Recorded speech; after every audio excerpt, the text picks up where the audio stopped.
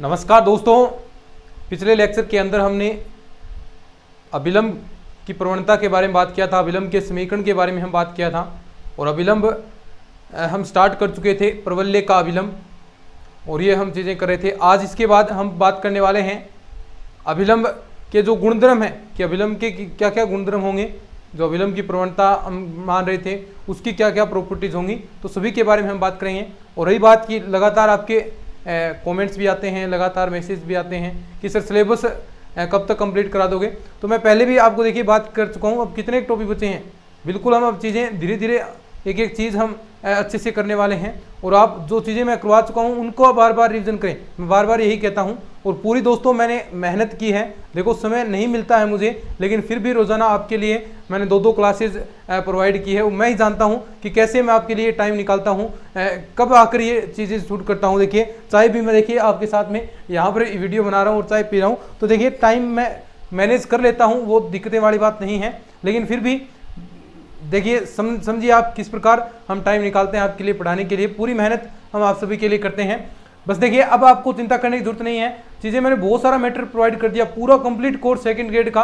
और हम शुरुआत में लगभग 7-8 महीने पहले हमने स्टार्ट किया था, तो मैंने आपको कहा था कि हम पूरा complete course second grade math का इस यूट्यूब चैनल पर प्रोवाइड कराएंगे, जो आज तक नहीं कर पाया। और ये हमेशा आपको अब आगे काम आता रहेगा, क्योंकि अब थोड़े ना करवाना, अब यूट्यूब पर करवा दिया तो अब आगे जब भी आपकी कोई वैकेंसी नहीं आएगी तो चीज़ें तो यहाँ पर कंटेंट आपके लिए अवेलेबल रहेगा हमेशा।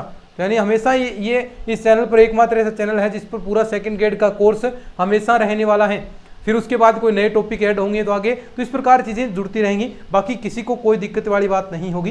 तो ठीक है, मेरे ख्याल से आप चीज़ें समझ रहे होंगे और लगातार हम चीज़ें कर भी रहे हैं और भी आगे करते रहेंगे। अब जो टॉपिक बचे हैं वो धीरे धीरे हम एक एक टॉपिक वन बाई करके एक एक टॉपिक हम कर रहे हैं, चिंता मत करो, धीरे धीरे चलते रहेंगे। लेकिन जो पहले पढ़ा दिया है उसको रिवाइज जरूर करते रहना। तो चलिए अब आगे बढ़ते हैं हम अभिलंब के गुणधर्म के बारे में। ठीक है, आगे टॉपिक था अपना अभिलंब के गुणधर्म, इंपॉर्टेंट है भाई, निश्चित तौर पर क्वेश्चन उठेगा यहां से अभिलंब के गुणधर्म। यानी 2-3 ऐसे टॉपिक हैं जहां से मैंने पहले बता दिया था कि आपको यहां से क्वेश्चन पूछे जाएंगे, तो ये यहां से भी क्वेश्चन उठ सकते हैं, तो ये इंपॉर्टेंट चीज है। तो थोड़ा सा इसे अच्छे से आपको पढ़ना है, अच्छे से मन लगाकर इन चीजों को पढ़िए। अब देखिए प्रॉपर्टी नंबर 1 हम बात करते हैं सबसे पहले। ठीक है, प्रॉपर्टी नंबर 1 देखिए कि बिंदु x1 पॉइंट आप ले रहे हैं, तो एक एक चीज अच्छे से समझते चलिएगा। x1 कोमा y1 से परवलय y स्क्वायर बराबर 4ax पर 3 अभिलंब खींचे जा सकते हैं। ये हमने बात पहले की थी, जो समीकरण पिछले क्लास के अंदर आया था कि इस पर 3 अभिलंब हम खींच सकते हैं। खींचे वो कैसे खींचे जाते हैं उसकी हमें चर्चा नहीं करनी, लेकिन 3 अभिलंब खींचे जा सकते हैं। और अब उनकी प्रवणता मान लेते हैं, तो जिनकी प्रवणता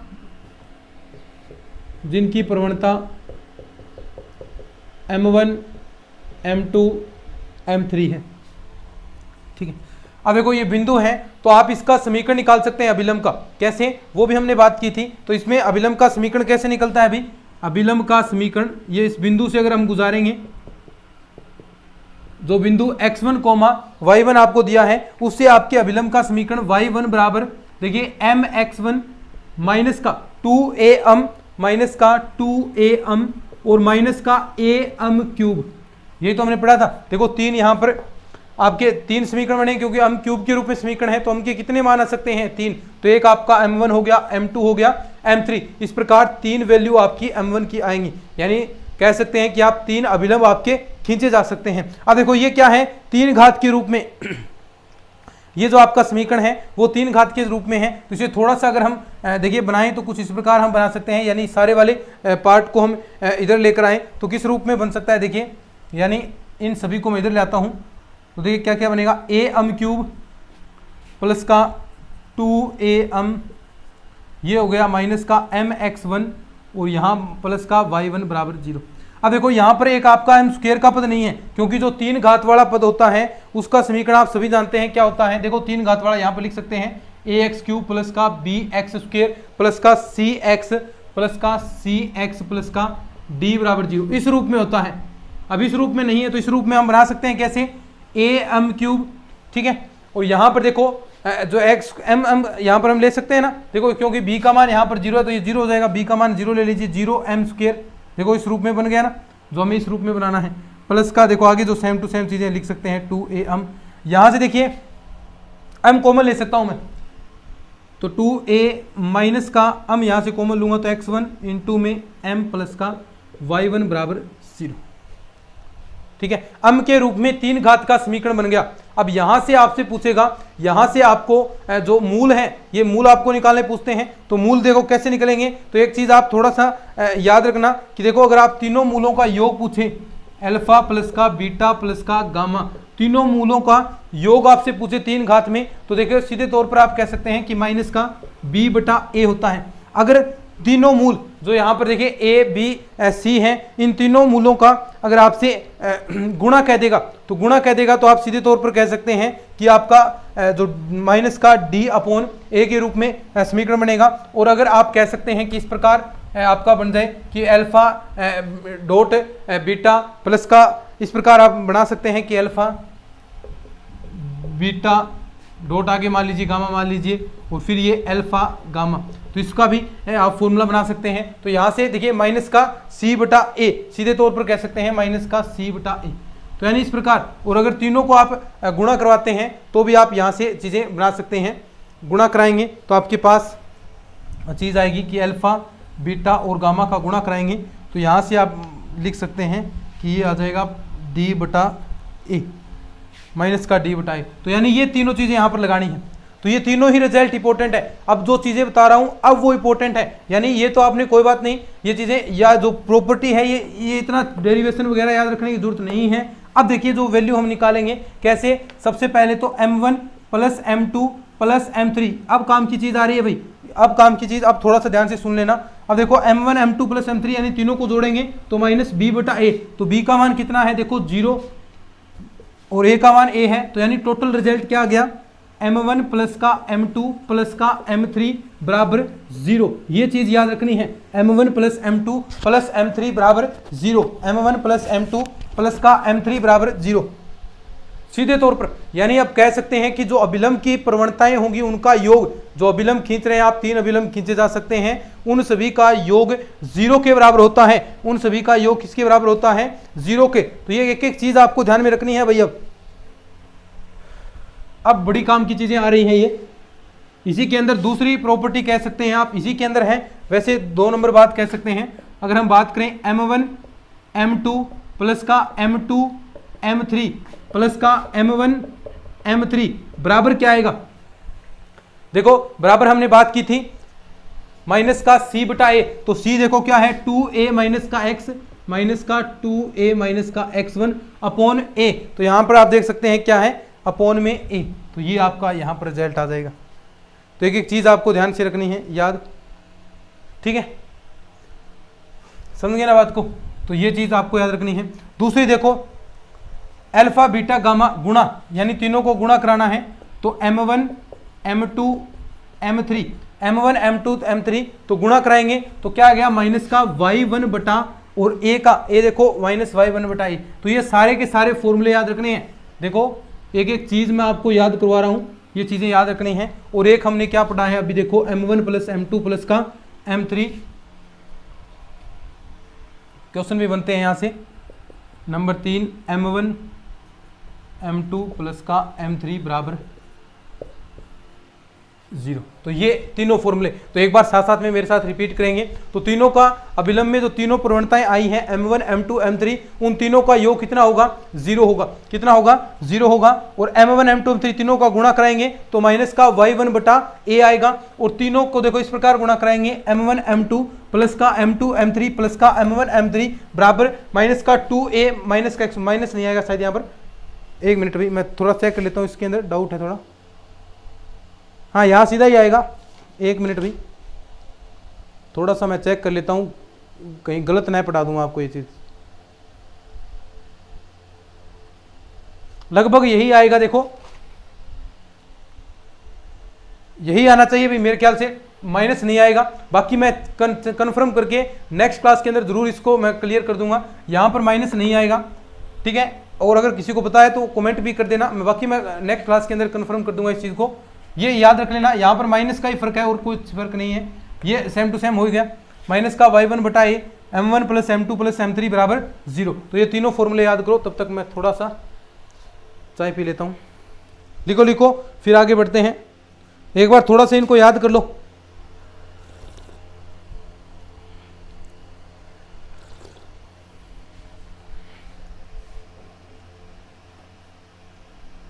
अब देखो अभिलंब की पादों की कोटियों का योग, ये तीनों याद होगी ना।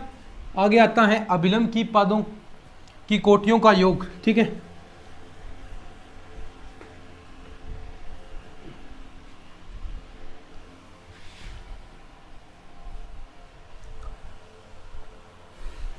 अभिलंब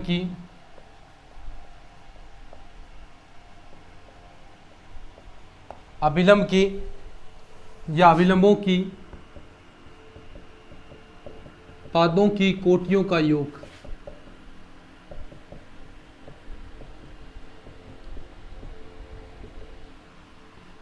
बिल्कुल सिंपल सी बात है। देखो कैसे,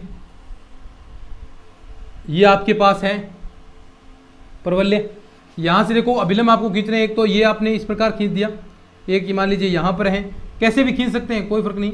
एक मान लीजिए यहाँ पर इस प्रकार आपने कुछ अभिलंब खींचे हैं और यहाँ पर इसके बिंदु देखो यहीं तक होगा, ये अभिलंब परवल्य पर खींच रहे हैं ना। देखो 3 हम मान लेते हैं बिंदु यहाँ पर, और सभी आप जानते हैं इन सभी के परिणाम क्या होंगे। देखो इसका am1 स्क्वायर माइनस का 2am1, ऐसे ही मैंने यहाँ पर मान लिया am2 स्क्वायर, इसको मान लो चाहे am2 स्क्वायर माइनस का 2am2, और ये मान लिया आपने am3 स्क्वायर माइनस का 2am3।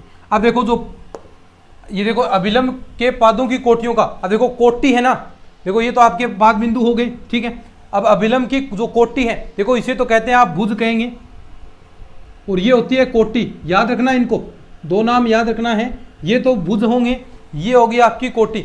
अब कोटि का कहा है तो कोटि आप जोड़ देंगे, देखो माइनस का 2am1 प्लस का सभी को जोड़ना है तो सारे माइनस के ना, तो माइनस माइनस के चिन्ह आ जाएंगे, 2am2 और आगे माइनस का 2am3।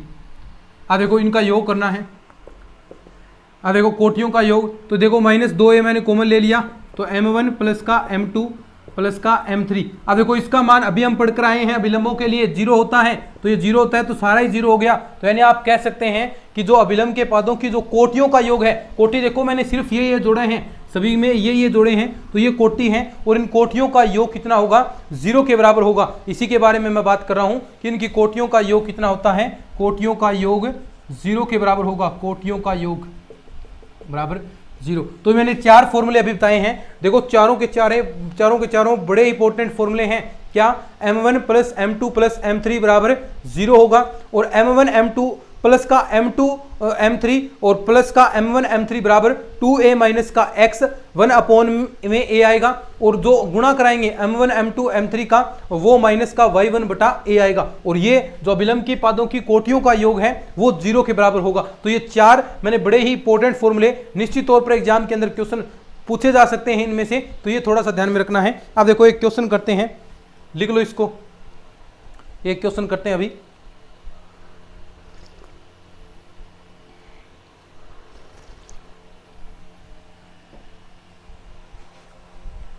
ठीक है, देखिए क्वेश्चन कैसा पूछा जा सकता है एग्जाम के अंदर।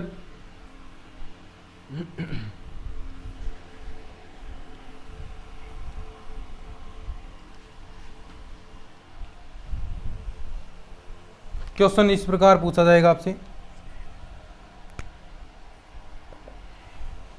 कि बिंदु 1,2 बिंदु 1,2 से परवलय y स्क्वायर बराबर 4x पर खींचे गए अभिलंबों की प्रवणता पर खींचे गए अभिलंबों की प्रवणता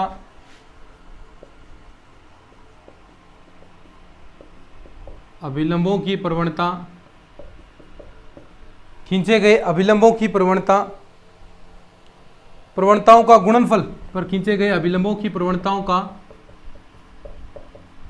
गुणनफल आपको बताना है कि कितना आएगा।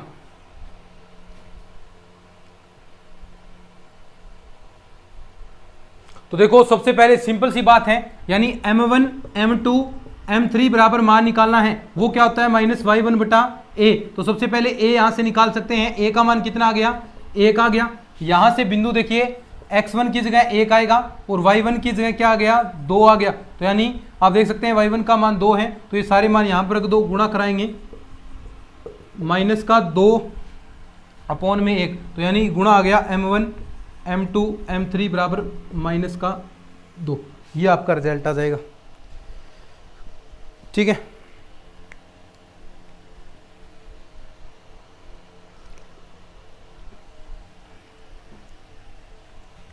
आगे देखिए नेक्स्ट प्रॉपर्टी है,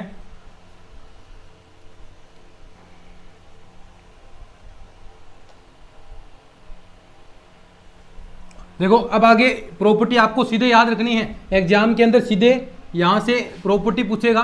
तो ये सारी की सारी जो आगे प्रॉपर्टी करा रहा हूं नंबर 5 पर सारी अब याद रखनी है। लैंग्वेज के रूप में समझाने वाला कुछ नहीं है कि यदि T1 व T2 पर खींचे गए अभिलंब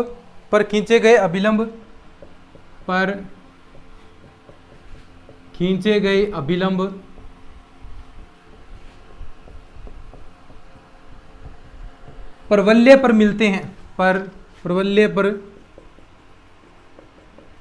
हैं, देखो तो उस मिलने की कंडीशन क्या होगी तब, बस ये याद रखना है T1 T2 बराबर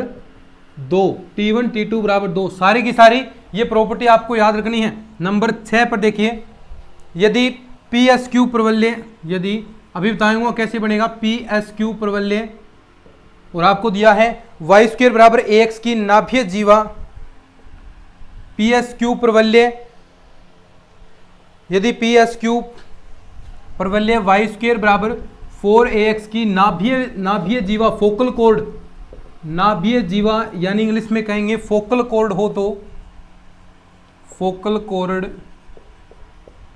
तो देखिए क्या होगा तब। देखो ये आपके पास डायग्राम है इस प्रकार, ये आपका ऐसा है, ये P है PSQ, ये कहाँ है P, ये हो गया S, ये हो गया। अब PSQ क्या है, फोकल कोड है। तो देखिए क्या होगा, जो ये नाभीय खंड है ये इतना क्या है, SP क्या है, नाभीय खंड है। ये नाभीय खंडों का हरात्मक माध्य, तो नाभीय खंडों का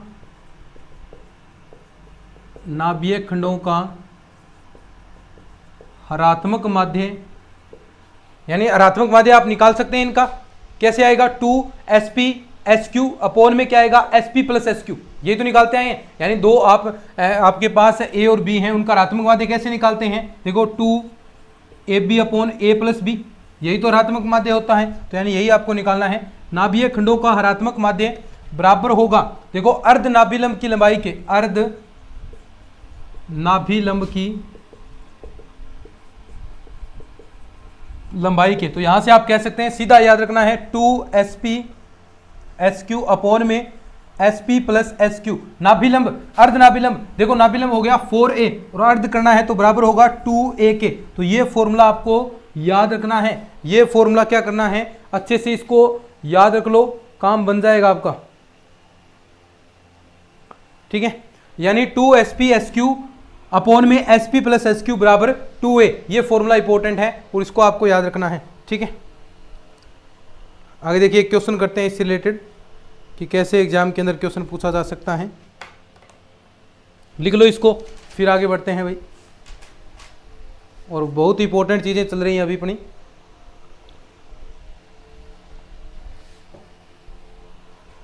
देखो क्वेश्चन किस प्रकार आएगा, एक एक चीज याद रखनी है ये, और इनमें याद ही रखनी है और कुछ नहीं करना इनमें। एग्जाम के अंदर सीधा सीधा हूबहू क्वेश्चन यहां से उठ जाएगा। देखो आगे है क्वेश्चन है एक, देखो इस प्रकार आपको एक क्वेश्चन निकालना है कि यदि L1 व L2 प्रवलय y² बराबर x, प्रवलय y² बराबर x के नाभीय खंड हैं, के नाभिय खंड हैं तब आपको बताना है कि नाभिय खंड हैं तब 1/L1 प्लस 1/L2 का मान होगा। इससे रिलेटेड क्वेश्चन अभी जो हमने किया है, तो देखो सीधे तौर पर आप जानते हैं कि L1 व L2 का हरात्मक माध्य किसके बराबर होगा। देखो अर्धनाभिलंब देखो यहाँ पर नाभिलंब की लंबाई आपको पता चल गई। देखो यहाँ पर 4ax होता है, तो यहाँ पर लंबाई कितनी होगी। देखो साफ साफ आप बता सकते हैं कि अर्धनाभिलंब की लंबाई यानी नाभिलंब की लंबाई यहाँ पर 1 है आपके पास, और इसका भाग 2 का आप देंगे अर्धनाभिलंब की लंबाई। तो सीधे तौर पर आप कह सकते हैं इनका हरात्मक माध्य कैसे निकालेंगे आप, 2L1 L2 अपॉन में L1 प्लस का L2 बराबर 1/2। अब देखो ये आपको निकालना है 1/L1 प्लस L2 है, तो यानी इसको ऊपर आप पलट दीजिए। पलटें देखो क्या होगा, L1 प्लस का L2 अपॉन में L1 L2, और यहाँ पर 1/4 आ जाएगा ना। देखो यहाँ से पलटेगा तो ये 4 आ जाएगा यहाँ पर। अब देखो अलग अलग भाग दे दो, तो भाग देंगे तो 1/L2 प्लस का 1/L1 बराबर 4 आपके पास यहाँ पर आने वाला है, और यही मान आपका हो जाएगा। जो मान निकालना है यही मान आपका पास रिजल्ट आ जाएगा। तो समझे बात को, ठीक है। तो ये आपका क्वेश्चन हो गया। आगे बढ़ते हैं, चलिए शायद ये दिखा नहीं होगा, थोड़ा सा अरेंज कर लेना इस चीज़ को। बिल्कुल सिंपल सी चीज़ें हैं। अब देखो आगे बढ़ते हैं, नंबर 7 नंबर प्रॉपर्टी देखिएगा कि परवलय के बिंदु T1 पर खींचा गया अभिलंब, परवलय के बिंदु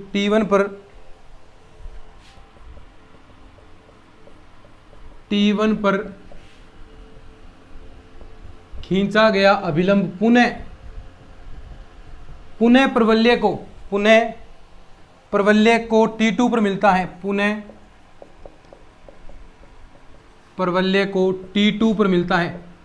तो इसके लिए कंडीशन होगी, देखिए मिलने की कंडीशन होगी, तो यहां पर देखिए आपको T1 का मान दे देगा। अभी क्वेश्चन कराऊंगा इससे रिलेटेड, T1 का मान दे देगा, T2 का पूछ लेगा, या एक बिंदु दे देगा जहां से T1 का मान निकालना है, दूसरा बिंदु पूछ लेगा कि कहां पर मिलेगा, तो वो पॉइंट बताओ, तो वो भी आपसे पूछ सकता है। तो ये कंडीशन आएगी T2 बराबर माइनस का T1 माइनस 2/T1। ये फॉर्मूला याद रखना है। क्या रखना है, ये फॉर्मूला T2 बराबर माइनस का T1 माइनस 2/T1। बस सिंपल सी बात है, क्या दिक्कत है। T2 बराबर माइनस का T1 माइनस 2/T1। बार बार पढ़ोगे तो ऑटोमेटिक सारी चीज़ें याद हो जाएंगी। अब देखो इससे रिलेटेड क्वेश्चन इंपॉर्टेंट है, थोड़ा याद रखना। क्वेश्चन पूछा जाएगा कि परवलय y² बराबर 8x, परवलय y² बराबर 8x के बिंदु 2,4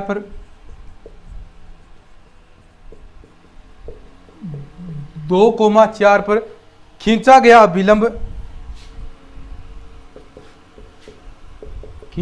अभिलंब परवलय को किस बिंदु पर मिलता है, परवलय को किस बिंदु पर मिलता है।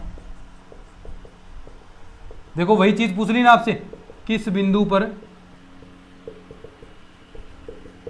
मिलता है। तो यानी सबसे पहले तो आपको यहां से T1 का मान निकालना है, तो T1 का मान आप ज्ञात कर लेंगे, तो T2 का मान यहां से ज्ञात कर लेंगे और बिंदु निकाल लेंगे। तो देखो जो बिंदु होता है, जो पॉइंट होता है मिलने वाला, वो आप जानते हैं कौन सा क्या पॉइंट होता है। देखिए फॉर्मूला आपको पता है अच्छे से, क्या a_T1² माइनस का 2a_T1, यही तो पॉइंट होता है। और ये तो आपको दिया है, देखो ये देर का 2,4, आपको दूसरा निकालना है कौन सा, a_T2² माइनस का 2a_T2। अब ये पॉइंट आपको निकालना है, ये पॉइंट तो इसने दे दिया है, अब ये पॉइंट ऐसा निकालना है, तो इसके लिए देखो a का मान निकालना पड़ेगा। a का मान तो आप यहां से निकाल सकते हैं, 2 आ जाएगा। T2 का मान ज्ञात करना पड़ेगा, T2 का मान आप इस फॉर्मूले की सहायता से निकालेंगे, लेकिन इस फॉर्मूले की सहायता से निकालने के लिए सबसे पहले आपके पास T1 का मान भी होना चाहिए। देखो यहां से T1 का मान है तो T2 का मान आ जाएगा, T2 का मान आ गया तो ये बिंदु आ जाएगा, सब कुछ आ सकता है, लेकिन T1 का मान निकालना पड़ेगा। तो हम निकाल सकते हैं, देखो कैसे, यहां से a का मान कितना है 2, तो 2T1² बराबर किसके होगा, देखो ये पॉइंट किसके बराबर है 2 के, तो 2, और ये माइनस का 2a_T1 बराबर किसके हैं, 2a का मान 2 रख दिया हमने, बराबर है 4 के। तो यहां से देखिए, सॉरी 2a_T1 ही होता है, ये 2a_T1 माइनस का थोड़ा ना होता है, प्लस का ही होता है, सॉरी तो थोड़े से इनको याद रखेंगे अपन, 2a/T2, ठीक है। तो देखो हम निकाल सकते हैं यहाँ से T1 का मान यहाँ से निकालेंगे तो T1 का मान आ गया ±1 और यहाँ से भी T1 का मान आ गया 1, तो यानी दोनों में कॉमन क्या आ रहा है, T1 बराबर 1 हो जाएगा। अब ये मान आ गया तो यहाँ से आप T2 का मान निकाल सकते हैं। तो T2 का मान देखिए क्या आ गया, T2 बराबर -1 -2/1 में एक ही बात है। तो ये देखो T2 का मान कितना आ गया, -3, T2 का मान -3 आपके पास आ गया। अब ये T2 का मान आ गया तो यहाँ पर ये पॉइंट में रख देंगे तो आपके पास सब कुछ आ जाएगा। A का मान कितना है, 2, तो 2 यहाँ पर है और इसकी स्क्वायर करेंगे तो ये आपके पास 18 हो गया ना, और 2a/T2 तो ये A का मान 2 है, 2 2 4 और T2 का मान आपके पास है 3, तो -12, 18 -12 ये पॉइंट आपके पास आएगा। समझिए ना, बिल्कुल सिंपल सी बातें हैं भाई, कोई ऐसी खास बातें हैं ही नहीं। लिख लो इसको फटाफट, अच्छे से लिख लो, एक एक चीज काम की है ये।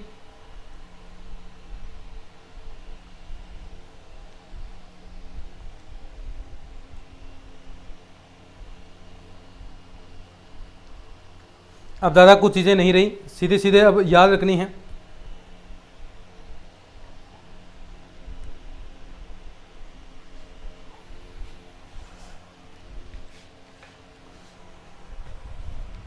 ठीक है, अब आगे वाली प्रॉपर्टी है वो सीधे आपको याद रखनी है, बस कोई क्वेश्चन नहीं बनता इनसे और एग्जाम के अंदर इंपॉर्टेंट भी कम है। क्वेश्चन जो मैंने करवा दी ना, अब यहीं से क्वेश्चन उठेगा, आगे वाली है वो थोड़ी कम इंपॉर्टेंट है, लेकिन फिर भी थोड़ा हम कोई कसर क्यों छोड़े, हम सारी चीजें ही कर रहे हैं। तो परवल्य के शीर्ष से जाने वाली, परवल्य के शीर्ष से जाने वाली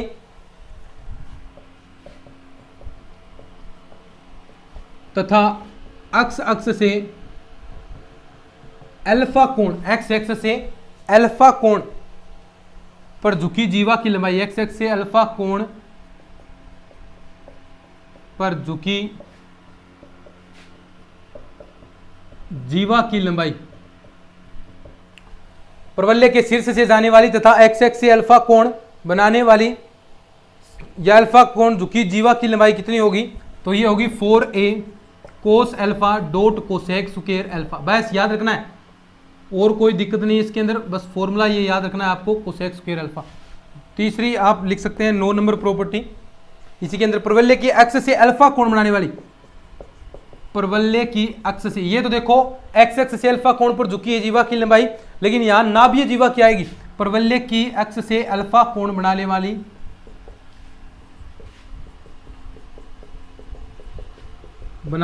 नाभीय जीवा की लंबाई। अब उसके अंदर देखो नाभीय जीवा की लंबाई के अंदर कोस अल्फा नहीं आएगा, नाभीय जीवा की लंबाई सीधी कैसे आए, क्यों आई, ऐसे आपको नहीं याद रखना है, बस फॉर्मूला याद रखना है, क्योंकि उस चीज में हम नहीं पढ़ेंगे कहां से आई है ये, बस आपको ये याद रखना है, थोड़ा सा याद रख लेना, बताएं ठीक है, क्या दिक्कत है। देखो एक तो आपकी x से अल्फा कोण बना रही है, एक नाभीय जीवा जो इस प्रकार गुजर रही है उसकी लेंथ, बस ये फॉर्मूले याद रखने हैं और ज्यादा कुछ खास नहीं है इसके अंदर।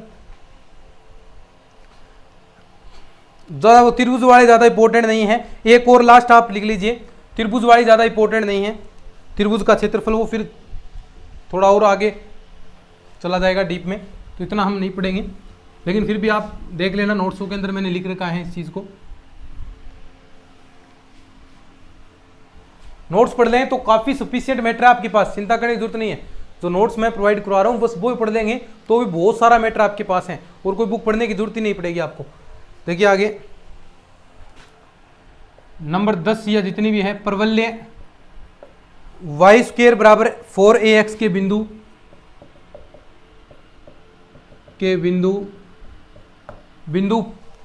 P व Q पर खींची गई स्पर्श रेखा, बिंदु P व Q पर खींची गई स्पर्श रेखा कहां पर मिलती है, T पर खींची गई स्पर्श रेखा